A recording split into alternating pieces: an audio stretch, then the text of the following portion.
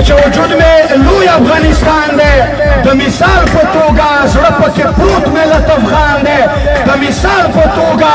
دا ظالمانو په ازغنو کرخو نیم کړی دی بیا یې په ډېر وخت په لر او بر تقسیم کړی دی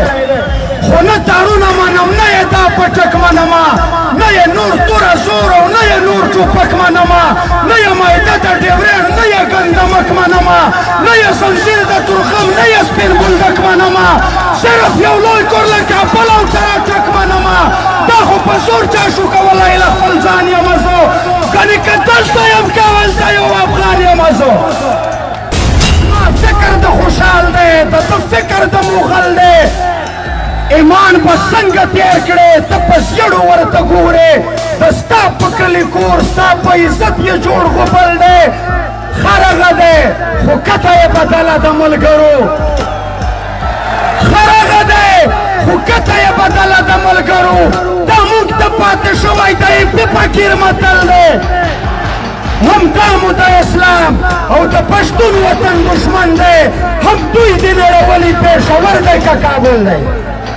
ایمان داو لګولی دی نوره مو په سر او په سامان داو لګولی دی ویل یې زه دې کونډه شم د ننګ میدان به نه پرېږدې بیا د وخت مالالې په پیزوان داو لګولی دی او اخلي ضمیرونه د یو بل نه د پیسو په سر چا د پاکستان په پارلمان داو لګولی دی یو په هتکړو کې خاندي درومې د زندان په لور بل د جبرلاس کې په ګریوان داو لګولی دی جنرال بجوه ماجوه بجوه ماجوه بجوه ماجوه لرو بر لرو بر لرو بر یم په شمله مین او دی مینه په لنګ کوي او خلکو د ګلخان مثال د هغه خړې چرګې دی ټخ ټخ کوي یو ته واګې د بل تر څنګ کوي او دې منظور کې څه کمال شته دا چې په کم کې عمر بېله له دې تورو خمارانو سره جنګ کوي افغان ګرځوي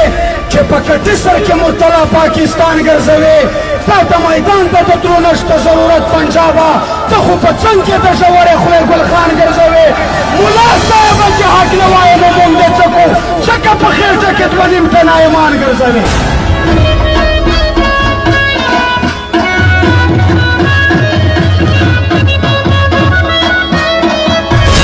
ټیټ نشه سالاره ملګري دیو د ژوندانه په هره لاره د لر او بر افغان ولس یې یو نوی امید د کام د ښه ژوندون دپاره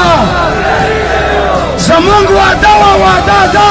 واده به مو وي تر خپلې خاورې خپل اختیاره د جبرائیل په وزر پټ شئ په څه خمار شئ د ګیلمن د زړه قراره د لر او بر